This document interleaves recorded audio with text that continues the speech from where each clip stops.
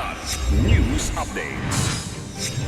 Mga balita ngayon, bagong DPWH Secretary Vince Dizon pinagre-resign lahat ng opisyal ng kagawara. Suspect na bumaril sa Meralco technician iprinesenta ng DILG.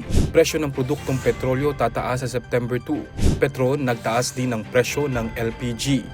Ako po si Cesar Soriano para ihatid ang mga nangungunang mga balita sa buong kapuluan. Ngayon, Pinag-utos ni bagong DPWH Secretary Vince Dizon ang courtesy resignation sa lahat ng opisyal ng ahensya, base na rin sa direktiba ng Pangulo. Ang unang-una ko pong order na igagabas ay ang pag-order ng courtesy resignations top to bottom. USEC, ASEC, Division Head, Regional Director hanggang District Engineer ng buong bansa. Sa press briefing ngayong araw, sinabi nito na lahat ng kontraktor na mapatutunayang guilty na nag-iimplementa ng ghost projects ay mahaharap sa automatic lifetime blacklisting mula sa mga proyekto ng gobyerno. Iniutos din ni Dizon ang sweeping revamp sa Philippine Contractors Accreditation Board. Kahapon nang nagbitiw sa pwesto si dating Secretary Manuel Bonoan sa gitna ng mga kontrobersiyang kinakaharap ng DPWH kaugnay ng ghost flood control projects.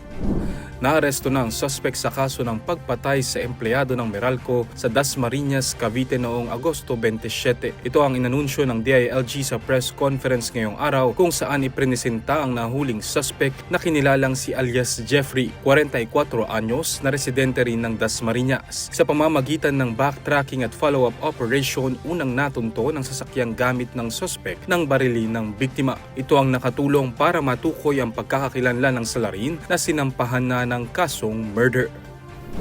Abiso sa mga motorista, taas presyo sa mga produktong petrolyo ang sasalubong ngayong unang linggo ng Setyembre. Base sa anunsyo ng oil companies, magtataas ng piso ang kada litro ng diesel.